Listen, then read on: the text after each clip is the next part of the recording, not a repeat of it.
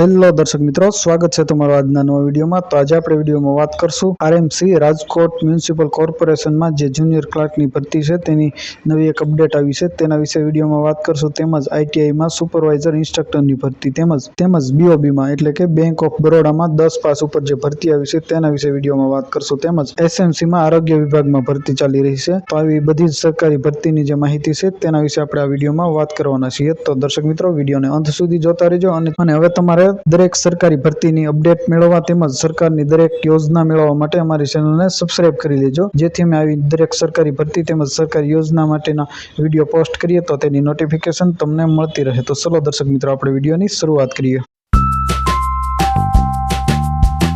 તો દર્શક મિત્રો, તમે અહીં સ્ક્રીનમાં જોઈ શકો છો, રાજકોટ મહાનગરપાલિકા અંતર્ગત આરોગ્ય શાખામાં તદ્દન હંગામી ધોરણે કરારાધીન જગ્યાઓ ભરવા માટે એક જાહેરાત કરવામાં આવી હતી, જેના 2-3 દિવસ થઈ ગયા।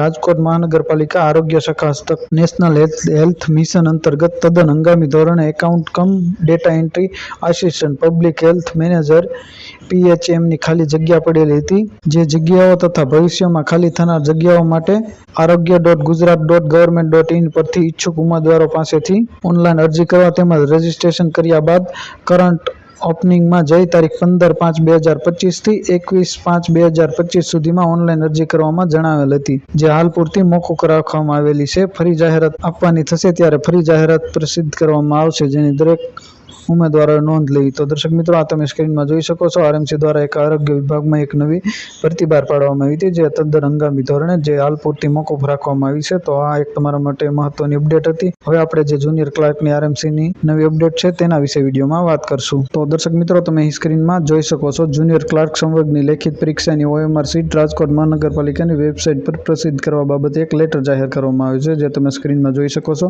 તારીખ 15/5/2025ના રોજ રાજકોટ મહાનગરપાલિકા દ્વારા ગત તારીખ 4/5/2025ના રોજ જુનિયર ક્લાર્કની લેખિત પરીક્ષા લેવામાં આવેલ હતી, જેની પ્રોવિઝનલ આન્સર કી રાજકોટ મહાનગરપાલિકાની વેબસાઇટ પર પ્રસિદ્ધ કરવામાં આવેલી હતી, તેમજ 23/5/2025 સુધીમાં વાંધા સૂચનો મંગાવવામાં આવેલા હતા। બાદમાં આજ તારીખ 15/5/2025ના રોજ જુનિયર ક્લાર્કની સંવર્ગની લેખિત પરીક્ષાની OMR ડાઉનલોડ કરવા અંગેની લિંક રાજકોટ મહાનગરપાલિકાની વેબસાઇટ www.rmc.government.in પર મૂકવામાં આવેલી છે। તો જો વિદ્યાર્થી મિત્રો તેમજ દર્શક મિત્રો, તમે જો રાજકોટ મહાનગરપાલિકામાં જુનિયર ક્લાર્કની એક્ઝામ આપેલી છે તો તમારી OMR સીટ જે છે તે આજથી તમે ડાઉનલોડ કરી શકશો। તો આ એક તમારા માટે નવી માહિતી હતી। તો હવે દર્શક મિત્રો, આપણે અમદાવાદ મ્યુનિસિપલ કોર્પોરેશનમાં જે સહાયક જુનિયર ક્લાર્ક તરીકેની પસંદગી પામેલા ઉમેદવારો છે તેમને નિમણૂક પત્ર એટલે કે ઓર્ડર આપવાની જે તારીખ છે તેના વિશે વિડીયોમાં વાત કરશું। તો દર્શક મિત્રો, તમે અહીં સ્ક્રીનમાં જોઈ શકો છો, અમદાવાદ મ્યુનિસિપલ કોર્પોરેશનના વિવિધ ખાતામાં જુનિયર ક્લાર્કની આશરે 700થી વધુ ખાલી પડેલી જગ્યાઓ સહાયક જુનિયર ક્લાર્ક તરીકે પસંદગી પામેલા ઉમેદવારોને માન્ય સાંસદ શ્રી ગાંધીનગર લોકસભા અને કેન્દ્રીય મંત્રી શ્રી ગૃહ અને સહકારના વરદ હસ્તે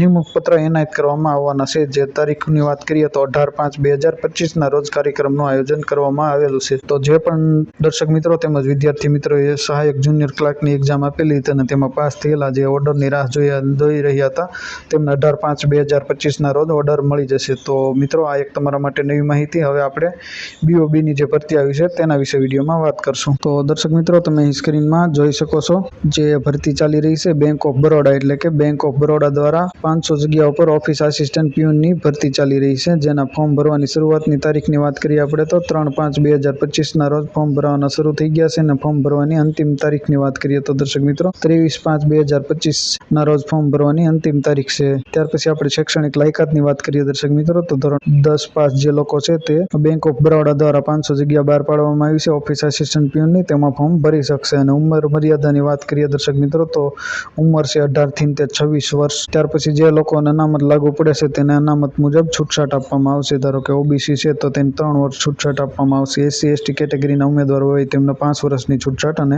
SC/ST કેટેગરીની મહિલા ઉમેદવારો હોય તેમને 10,000 છૂટછાટ આપવામાં આવે છે। ત્યાર પછી દર્શક મિત્રો, આપણે પગાર ધોરણની વાત કરીએ તો પગાર ધોરણ શરૂઆતમાં જે છે તે 19,500 થી શરૂ થશે। અને ફોર્મ ભરવાની ફીની વાત કરી લઈએ દર્શક મિત્રો આપણે, તો તમે સ્ક્રીનમાં જોઈ શકો છો, ફોર્મ ભરવાની ફી છે જે જનરલ અને ઓબીસી માટે 600 રૂપિયા છે અને SC/ST તેમજ PH જે લોકો છે ત્યાર પછી ફિમેલ જે લોકો છે, મહિલા ઉમેદવાર છે, તેમને 100 રૂપિયા ફી ભરવાની છે। ત્યાર પછી આપણે પરીક્ષાના જે ફોર્મ ભરવાની છે તેની વાત કરીએ તો પરીક્ષા ઓનલાઈન ફોર્મ ભરવાનું રહેશે અને પરીક્ષાની વાત કરીએ તો ઓનલાઈન પરીક્ષા પદ્ધતિ રહેશે, એટલે પરીક્ષા તમારે ઓનલાઈન આપવાની રહેશે। ત્યાર પછી આપણે પરીક્ષાની ભાષાની વાત કરીએ દર્શક મિત્રો, તો અહીં તમે સ્ક્રીનમાં જોઈ શકો છો, તમે ગુજરાતી, અંગ્રેજી અને હિન્દી 3 ભાષામાં પરીક્ષા આપી શકશો। જે ભાષામાં તમારે એક્ઝામ આપવી છે તે તમારે ફોર્મ ભરતી વખતે ભાષા સિલેક્ટ કરવાની રહેશે। ત્યાર પછી પોસ્ટની વાત કરીએ આપણે દર્શક મિત્રો, તો પોસ્ટનું નામ છે ઓફિસ આસિસ્ટન્ટ, એટલે કે પ્યુનની જગ્યા છે। ત્યાર પછી વેબસાઇટની વાત કરીએ દર્શક મિત્રો, તો તમે સ્ક્રીનમાં જોઈ શકો છો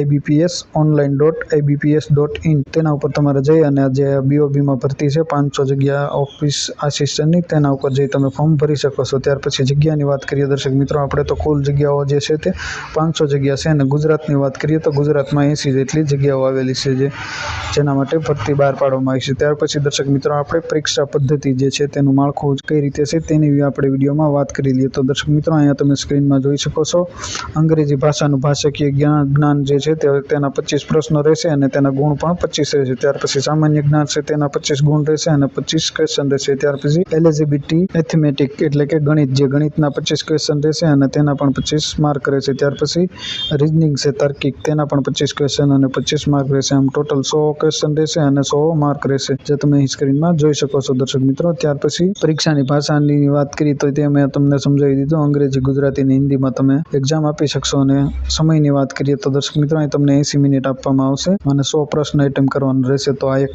BOBમાં જે ભરતી હતી તેની મેં માહિતી આપી દર્શક મિત્રો। ત્યાર પછી દર્શક મિત્રો આપણે સુરત સિટી હેલ્થ સોસાયટી, એટલે કે સુરત મહાનગરપાલિકા અંતર્ગત આ જે આરોગ્ય વિભાગ છે તેમાં એક ભરતી આવી છે, તેના વિશે આપણે વિડીયોમાં વાત કરશું। તો દર્શક મિત્રો અહીં તમે સ્ક્રીનમાં જોઈ શકો છો, ડિસ્ટ્રિક્ટ TB સેન્ટર સુરત મહાનગરપાલિકા અંતર્ગત 11 માસના કરાર આધારિત TB હેલ્થ વિઝિટર, એટલે કે TB હેલ્થ વિઝિટરની જે ભરતી છે તે કરવાની જાહેરાત કરવામાં આવી છે। જે ઈચ્છુક ઉમેદવાર છે, જે લોકો આ ભરતીમાં ભાગ લેવા ઈચ્છતા હોય, તેને આરોગ્ય સાથી gujarat.government.in પર તારીખ 12/5/2025 થી 21/5/2025 સુધી ઓનલાઈન ફોર્મ ભરવાનું રહેશે। શૈક્ષણિક લાયકાત માટે જે નીચે આપેલી છે, જે શૈક્ષણિક લાયકાતની આપણે વાત કરીએ તો ગ્રેજ્યુએશન સાયન્સમાં કરેલું હોવું જોઈએ દર્શક મિત્રો, અથવા એના કરેલું હોય તો intermediate 10+2 in science and experience of working LHV અથવા ANM હેલ્થ વર્કર સર્ટિફિકેટ હોવું જોઈએ, અથવા એ ના કરેલું હોય તો higher course in health education, એટલે કે તમે આરોગ્ય વિભાગના કોઈ કોર્સમાં કોલેજ કરેલી હોય છે, અને તમારે કોમ્પ્યુટરનું સર્ટિફિકેટ પણ હોવું જોઈએ। જે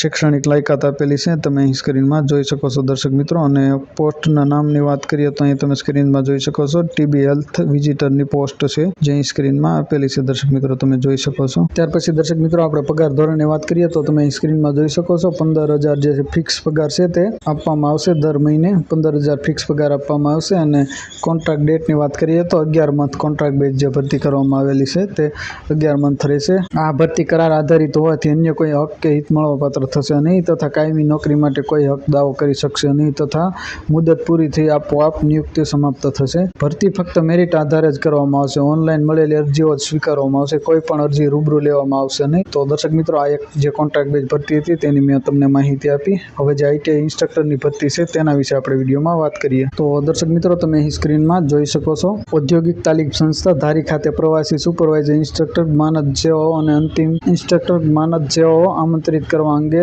જે નોટિસ જાહેર કરવામાં આવી છે તે તમે અહીં સ્ક્રીનમાં જોઈ શકો છો દર્શક મિત્રો। રોજગાર અને તાલીમ ખાતાના નિયંત્રણ હેઠળની ઔદ્યોગિક તાલીમ સંસ્થા ધારી ખાતે અભ્યાસ કરતા 2 વર્ષના તાલીમાર્થીઓને ધોરણ 12ના અંગ્રેજી વિષયની તાલીમ આપવા માટે ₹90 પ્રતિ કલાક, પ્રતિદિન 2 કલાકથી વધે નહીં તે રીતે, અને દર અઠવાડિયામાં મહત્તમ 3 દિવસ માટે અંગ્રેજી વિષયના પ્રવાસી માનદ વ્યાખ્યાયિત માનદ સેવાઓ માટે રસ ધરાવતા ઉમેદવારો પાસેથી અરજીઓ મંગાવવામાં આવેલી છે। આથી અંગ્રેજી વિષય સાથે BA, BEd, BA, MEd અથવા MA, MEd ને MA, MEdની શૈક્ષણિક લાયકાત ધરાવતા ઉમેદવારોને નીચે દર્શાવેલ સરનામે રૂબરૂ શૈક્ષણિક લાયકાત, અનુભવ તથા અન્ય જરૂરી પ્રમાણપત્રો સાથેની અરજી કરવા જણાવવામાં આવે છે। અરજી ફોર્મમાં સંપર્ક નંબર આપવો ફરજિયાત રહેશે। આ સંપૂર્ણ પ્રક્રિયા મેરિટના આધારે રહેશે। પ્રવાસી માનદ વ્યાખ્યાતા તરીકે પસંદગી પામેલ ઉમેદવારોને કોઈ અન્ય સેવા વિષયક દાવો રહેશે નહીં, તે મુજબનું લેખિતમાં એફિડેવિટથી બાંહેધરી આપવાની રહેશે। પ્રવાસી માનદ વ્યાખ્યાતની સેવાઓ અંગેની વધુ વિગતો તેમજ અરજી અંગેનું નિયત અરજી ફોર્મ રૂબરૂ કચેરી ખાતેથી મેળવવાનું રહેશે।